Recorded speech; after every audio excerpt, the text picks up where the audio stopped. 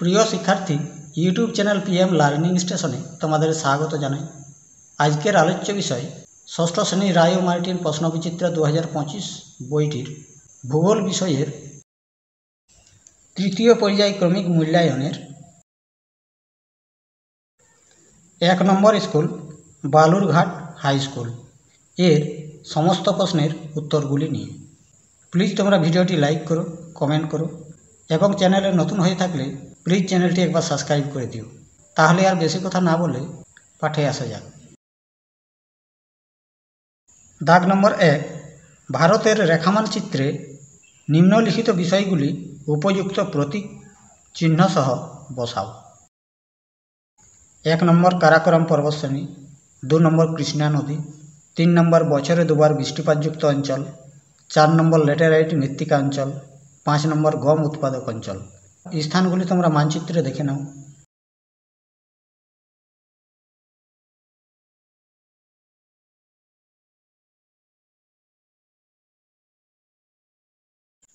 এবার দাগ নম্বর 2, সঠিক উত্তরটি নির্বাচন করে লেখো। 2 দাগের 1, মহাবৃত্ত বলা হয় অপশন বি নিরক্ষরেখাকে। এবার দাগ নম্বর 2, মূল মধ্যরেখার বিপরীতে অবস্থিত দ্রাঘিমা রেখাটি হল 180 ডিগ্রি পূর্ব বা পশ্চিম। এবার দাগ নম্বর 3, নিরক্ষরেখা থেকে যত মেরুর দিকে যাওয়া যায় পৃথিবীর আবর্তন বেগ অপশন সি কমতে থাকে। এবার দাগ নম্বর 4, কোন মহাসাগরের উপর দিয়ে 180 ডিগ্রি দ্রাঘিমা রেখাটি বিস্তৃত হয়েছে? উত্তরটি হবে অপশন বি প্রশান্ত মহাসাগর। এবার দাগ নম্বর 5, বায়ুর গতিবেগ মাপা হয় অপশন এ এনিমোমিটার। এবার দাগ নম্বর 6, প্রতি 1000 মিটার উচ্চতায় তাপমাত্রা। উত্তরটি হবে অপশন এ 6.5 ডিগ্রি সেন্টিগ্রেড কমে যায়। এবার দাগ নম্বর 7, আর্থ ডে হিসেবে পালন করা হয় অপশন বি 22 এপ্রিল। এবার দাগ নম্বর 8, বায়ুমণ্ডলের ওজোন স্তরকে ক্ষয় করেছে অপশন সি সিএফসি। এবার দাগ নম্বর 9, বজ্রের শব্দের তীব্রতা। উত্তরটি হবে অপশন সি 130 ডেসিবেল। এবার দাগ নম্বর 10, পৃথিবীর তৃতীয় উচ্চতম পর্বতশৃঙ্গ হল অপশন ডি কাঞ্চনজঙ্ঘা। এবার দাগ নম্বর 11, শিবালিক হিমালয়ের পাদদেশের ঘন অরণ্যাবৃত অঞ্চল হল অপশন বি তরাই। এবার দাগ নম্বর 12, ব্রহ্মপুত্র নদী তিব্বতে অপশন ডি সাংপো নামে পরিচিত। এবার দাগ নম্বর 13, পশ্চিমী ঝঞ্ঝা দেখা যায় অপশন সি শীতকালে। এবার দাগ নম্বর 14, নীলগিরি পাহাড়ি অঞ্চলে অপশন সি টুডা জনগোষ্ঠী বাস করে। এবার দাগ নম্বর 15, গম চাষের জন্য অপশন বি পলিযুক্ত দোআঁশ মাটি প্রয়োজন। এবার দাগ নম্বর 16, তন্তু জাতীয় ফসলের উদাহরণ হল অপশন সি তুলো। এবার দাগ নম্বর 17, মানচিত্র অঙ্কন বিদ্যাকে বলা হয় অপশন বি কার্টোগ্রাফি। এবার দাগ নম্বর 18, পৃথিবীর মানচিত্র দেখানো হয় অপশন সি ছোট স্কেলের মানচিত্রে। এবার দাগ নম্বর 3 এ শূন্যস্থান পূরণ করো। দাগ নম্বর 1, পৃথিবীর মেরু ব্যাস কত কিমি? উত্তরটি হবে 12,714 কিমি। 12,714 কিমি। এবার দাগ নম্বর 2, কোন পূর্ব দ্রাঘিমার স্থানীয় সময় ভারতের প্রমাণ সময়? উত্তরটি হবে 82 ডিগ্রি 30 মিনিট পূর্ব। 82 ডিগ্রি 30 মিনিট পূর্ব। এবার দাগ নম্বর বি, বাম দিকের সঙ্গে ডান দিক মিলিয়ে লেখো। দাগ নম্বর 1, মালাবার উপকূল, এটি হবে কয়াল, সি। এবার দাগ নম্বর 2, ছোট সামুদ্রিক প্রাণী, এটি হবে প্রবাল অর্থাৎ এ। এবার দাগ নম্বর 3, জাতীয় উদ্যান, এটা হবে কাজিরাঙ্গা, বি। এবার দাগ নম্বর সি, নিচের বিবৃতিগুলি শুদ্ধ না অশুদ্ধ লেখো। দাগ নম্বর 1, আগত সৌর বিকিরণের 35% মহাশূন্যে ফিরে যায়, তাকে অ্যালবেডো বলে, এটি হবে শুদ্ধ। এবার দাগ নম্বর 2, 2015 সালে জাপানের ফুকুশিমায় পারমাণবিক বিস্ফোরণ ঘটেছিল, এটি হবে অশুদ্ধ, সালটি হবে 2011। এবার দাগ নম্বর 3, গ্রামাঞ্চলের তুলনায় শহরের মানুষের উপর শব্দ দূষণের প্রভাব অনেক বেশি, এটি হবে শুদ্ধ।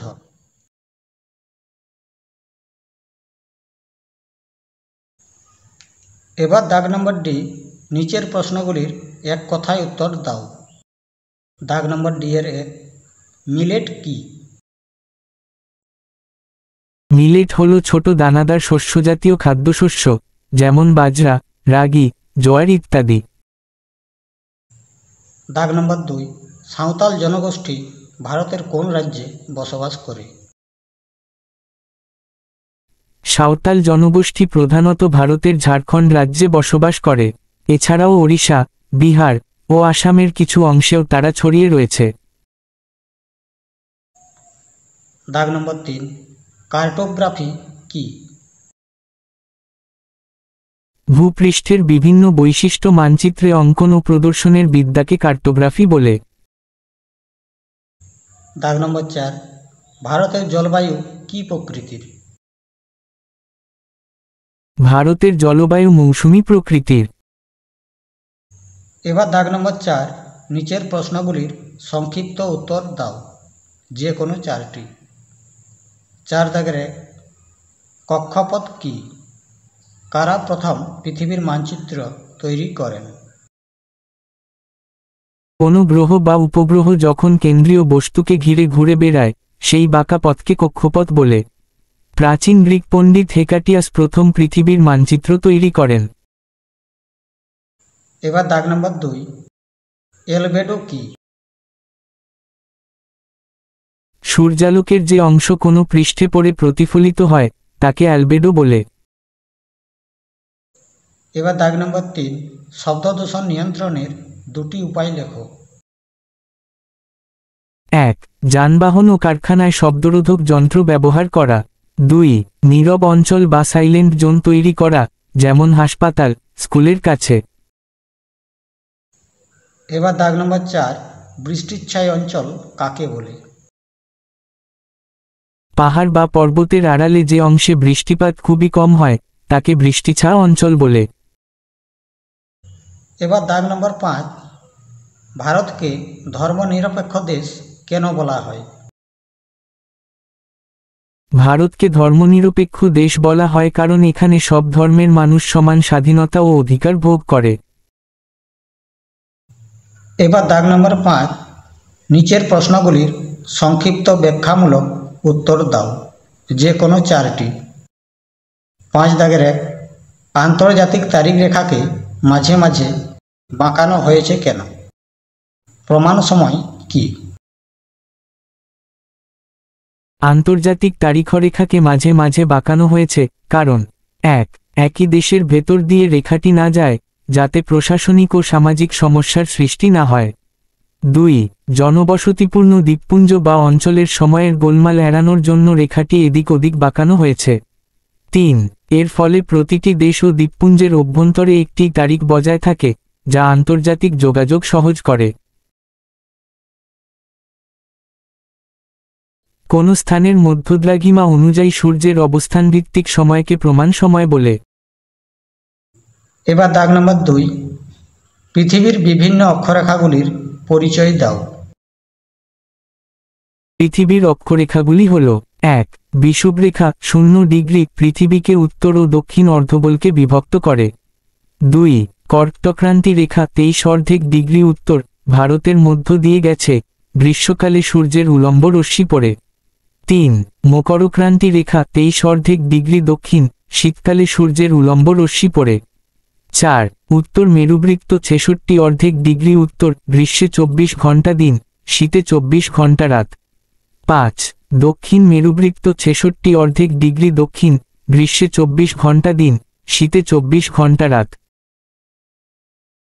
এবার দাগ নম্বর 3, বায়ু দূষণের কারণগুলি লেখো।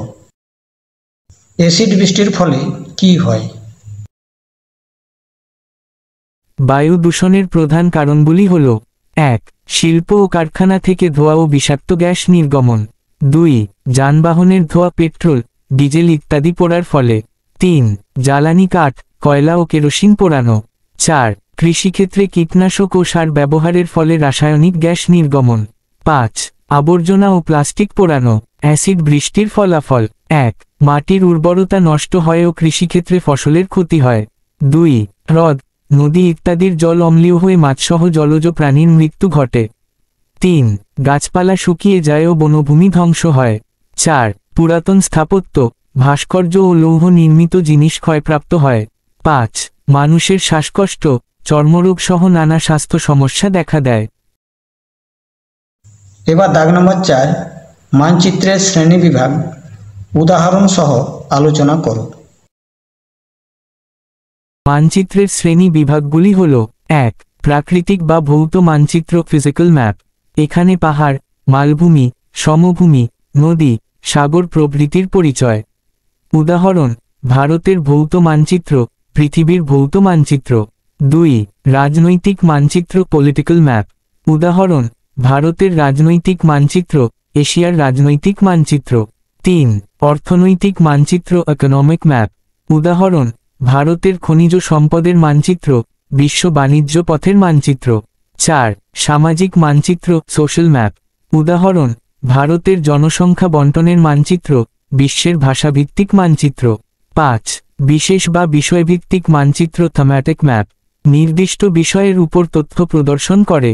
উদাহরণ: জলবায়ুর মানচিত্র, বৃষ্টিপাতের মানচিত্র, মৃত্তিকার মানচিত্র। 6. টপোগ্রাফিক মানচিত্র টপোগ্রাফিক ম্যাপ। ভৌগোলিক অবস্থান, উচ্চতা, ঢাল, বসতি, রাস্তা ইত্যাদি বিস্তারিতভাবে দেখানো হয়। উদাহরণ: সার্ভে অফ ইন্ডিয়া কর্তৃক প্রকাশিত। এবার দাগ নম্বর 5, খাদার ও ভাঙার কি? খাদার ও ভাঙার: 1. খাদার নদীর পুরনো অকেজো অংশ, যেখানে জল জমে থাকে, তাকে খাদার বলে। সাধারণত নদীর পুরনো খাদ বা বাঁক পরিবর্তনের ফলে তৈরি হয়। 2. ভাঙার নদীর তলদেশ ও তীরবর্তী উঁচু বালুকামো জায়গাকে ভাঙার বলে। এটি বন্যাকালে প্লাবিত হলেও উর্বরতা কম। এবার দাগ নম্বর 6, নিচের প্রশ্নগুলির উত্তর দাও, যে কোনো 3টি। 6 দাগের 1, আবহাওয়া ও জলবায়ুর পার্থক্য লেখো। পৃথিবীর বিভিন্ন তাপমণ্ডলগুলি সম্পর্কে আলোচনা করো। 1. আবহাওয়া হল স্বল্প সময়ের জন্য বায়ুমণ্ডলের অবস্থা, আর জলবায়ু হল দীর্ঘ সময়ের গড় বায়ুমণ্ডলীয় অবস্থা। 2. আবহাওয়া দ্রুত পরিবর্তনশীল কিন্তু জলবায়ু দ্রুত পরিবর্তনশীল নয়। পৃথিবীর বিভিন্ন তাপমণ্ডল। অক্ষাংশ অনুযায়ী পৃথিবীকে তাপমাত্রার ভিত্তিতে 3টি প্রধান তাপমণ্ডলে ভাগ করা হয়। 1. উষ্ণমণ্ডল টরয়েড জোন, কর্কটক্রান্তি ও মকরক্রান্তি রেখার মধ্যবর্তী অঞ্চল। এখানে সারা বছর প্রচণ্ড গরম থাকে। 2. সমশীতোষ্ণ মণ্ডল টেম্পারেট জোন, কর্কটক্রান্তি থেকে উত্তর মেরুবৃত্ত ও মকরক্রান্তি থেকে দক্ষিণ মেরুবৃত্ত পর্যন্ত বিস্তৃত। এখানে গরম ও শীত দুইই অনুভূত হয়। 3. শীতমণ্ডল ফ্রিজিড জোন, উত্তর ও দক্ষিণ মেরুবৃত্তের ভেতরের অঞ্চল। সারা বছর শীত প্রধান এবং বরফে আচ্ছাদিত থাকে। দাগ নম্বর 2, গঙ্গা নদীর গতিপথ লেখো। দক্ষিণ পশ্চিম মৌসুমী বায়ু ভারতের জলবায়ুতে কিভাবে প্রভাব বিস্তার করে? গঙ্গা নদীর গতিপথ। গঙ্গা হিমালয়ের গঙ্গোত্রী হিমবাহ থেকে ভাগীরথী নামে উৎপন্ন হয়। দেবপ্রয়াগে ভাগীরথী ও আলকানন্দা মিলিত হয়ে গঙ্গা নাম ধারণ করে। উত্তরপ্রদেশ ও বিহার অতিক্রম করে এটি পশ্চিমবঙ্গের নবদ্বীপের কাছে ভাগ হয়ে পদ্মা ও ভাগীরথী নামে প্রবাহিত হয়। পদ্মা বাংলাদেশে প্রবেশ করে মেঘনা নদীর সঙ্গে মিলিত হয়ে বঙ্গোপসাগরে পতিত হয়। দক্ষিণ পশ্চিম মৌসুমী বায়ুর ভারতের জলবায়ুর ওপর প্রভাব। দক্ষিণ পশ্চিম মৌসুমী বায়ু জুন মাসে ভারতবর্ষে প্রবেশ করে ও সেপ্টেম্বর পর্যন্ত স্থায়ী হয়। এটি বঙ্গোপসাগর ও আরব সাগর থেকে প্রচুর জলীয় বাষ্প বহন করে আনে। এর ফলে প্রায় সারা ভারতবর্ষে মৌসুমী বৃষ্টি হয়। এই বৃষ্টি ভারতের কৃষি, বিশেষত ধান চাষের জন্য অত্যন্ত গুরুত্বপূর্ণ। মৌসুমী বায়ুর আগমন দেরি হলে খরা হয় আর অতিরিক্ত হলে বন্যা দেখা দেয়। এবার দাগ নম্বর 3, ভারতের যে কোনো 3 প্রকার মাটি সম্পর্কে আলোচনা করো। অরণ্য সংরক্ষণের উপায়গুলি লেখো। ভারতের 3 প্রকার মাটি। 1. অলুভিয়াল মাটি, পলি মাটি, নদীর পলিতে গঠিত উর্বর মাটি। গম, ধান, আখ, পাট ইত্যাদি চাষের জন্য উপযোগী। গঙ্গা, ব্রহ্মপুত্র ও সিন্ধু অববাহিকায় বেশি পাওয়া যায়। 2. কালো মাটি, কৃষ্ণ মাটি, রেগুর, আগ্নেয় শিলার ক্ষয়ে গঠিত। এতে ক্যালসিয়াম ও ম্যাগনেসিয়াম প্রচুর থাকে। তুলা চাষের জন্য বিখ্যাত। প্রধানত মহারাষ্ট্র, মধ্যপ্রদেশ, গুজরাটে পাওয়া যায়। 3. লাল মাটি, লোহা সমৃদ্ধ হওয়া এদের রং লালচে। তুলনামূলক কম উর্বর হলেও শস্য, বাজরা, ডাল, তেলবীজ চাষে উপযোগী। প্রধানত তামিলনাড়ু, কর্ণাটক, ছত্তিশগড়, ওড়িশা প্রভৃতিতে পাওয়া যায়। অরণ্য সংরক্ষণের উপায়। 1. নির্বিচারে বৃক্ষচ্ছেদ রোধ করা। 2. সামাজিক বনায়ন ও পুনর্বনায়ন করা। 3. সংরক্ষিত বনাঞ্চল ও জাতীয় উদ্যান বৃদ্ধি করা। 4. অরণ্যের উপর নির্ভরশীল মানুষের মধ্যে সচেতনতা সৃষ্টি করা। এবার দাগ নম্বর 4, চা চাষের অনুকূল প্রাকৃতিক পরিবেশ নিয়ে আলোচনা করো। ঝুম চাষ কি? চা চাষের অনুকূল প্রাকৃতিক পরিবেশ। 1. আবহাওয়া, গরম ও আর্দ্র জলবায়ু দরকার। বার্ষিক গড় তাপমাত্রা প্রায় 20°-30°C হতে হবে। 2. বৃষ্টি, বছরে কমপক্ষে 150-250 সেমি বৃষ্টি প্রয়োজন, তবে জমিতে জল জমে থাকা চলবে না। 3. মাটি, হালকা অম্লীয় অ্যাসিডিক দোআঁশ মাটি উপযুক্ত। 4.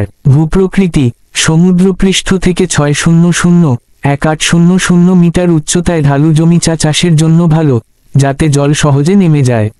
তাই গরম আর্দ্র জলবায়ু, প্রচুর বৃষ্টি, অম্লীয় মাটি ও পাহাড়ি ঢালু জমি, এই পরিবেশ চা চাষের জন্য অনুকূল। ঝুম চাষ। ঝুম চাষ হলো এক প্রকার আদিম শিফটিং চাষ পদ্ধতি, যেখানে জঙ্গল কেটে ও পরিয়ে জমি পরিষ্কার করে কয়েক বছর ফসল ফলানো হয়। পরে জমির উর্বরতা নষ্ট হলে অন্য জায়গায় গিয়ে আবার একইভাবে চাষ করা হয়। এই চাষ পদ্ধতি ভারতের উত্তর পূর্বাঞ্চলের পার্বত্য অঞ্চলে বিশেষভাবে প্রচলিত।